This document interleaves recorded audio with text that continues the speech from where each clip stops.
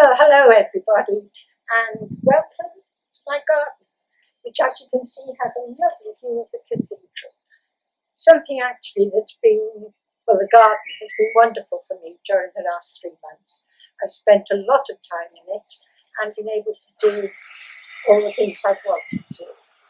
For those of you who don't know me, my name is Judy Turner, and I was at Mildert from 1985, the beginning of 85, right through to 1998.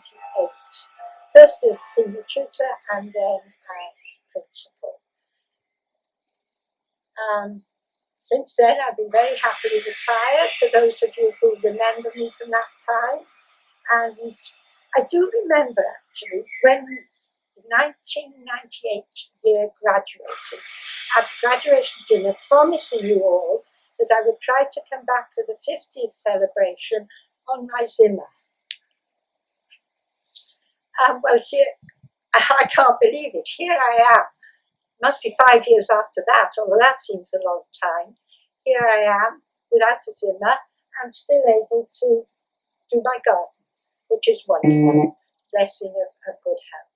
So for those of you who remember me from that time, that's my little bit of catch-up. Now, what about some memories of Mildert? I think I've developed I never had a good memory, but I think I've developed during the last 10 years what I call an excellent forgettable. So a lot of the events are a bit hazy. But what really stands out are the friendships I made and the very generous place Mildert was.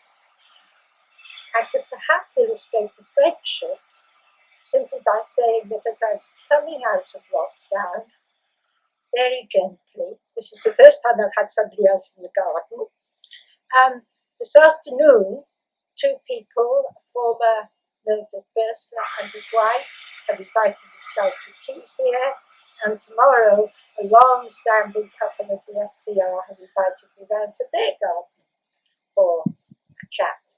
So that's just something about the friends that were made during that time. Still with me, as I'm sure they are for a lot of you who've graduated in the past. I think I could illustrate best the sort of friendliness of Mildert by my very first experience of it, which was, strangely enough, back in 1964, get that right, 1964, when I came to Durham as a very young resident tutor at another college. And Arthur Prowse, the name will be familiar to you, was then vice principal of Castle and living with Castle students at Lumley Castle. And he invited me. He'd just been appointed as first principal or first master of Mildert. He invited me, this very young new resident tutor, to dinner at Lumley Castle, formal dinner. And I thought that was just so generous of him. And it's that sort of generosity and friendship that I think through him and through the senior tutor of the time, who again became principal later, Arnold Bradshaw, another name you'll be familiar with, it's what they gave to the college in those early years that somehow has become the college spirit, a spirit of friendship and generosity. Then when I arrived at the college in 85, beginning of 85, the warm welcome I received from the JCR and the SCR, with no middle common room then, was amazing. It was quite a surprise. Very friendly and very welcome. So that was absolutely great.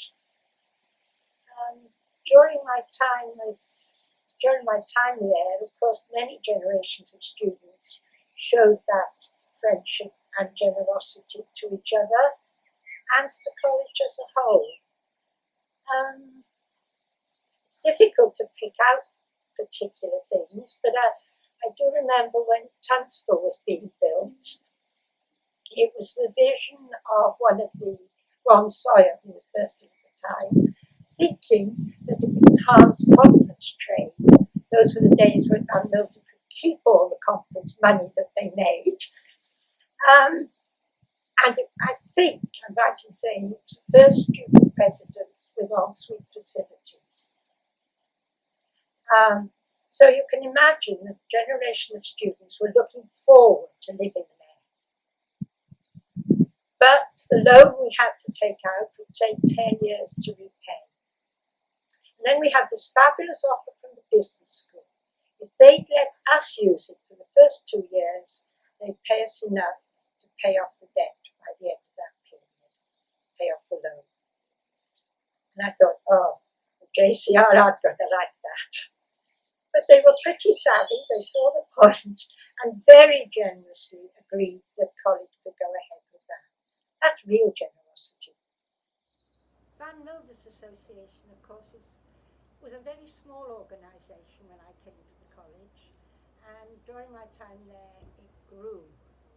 And the thing that really stands out in my mind, once it had got off the ground and really was a large organisation, I'll skip how that happened.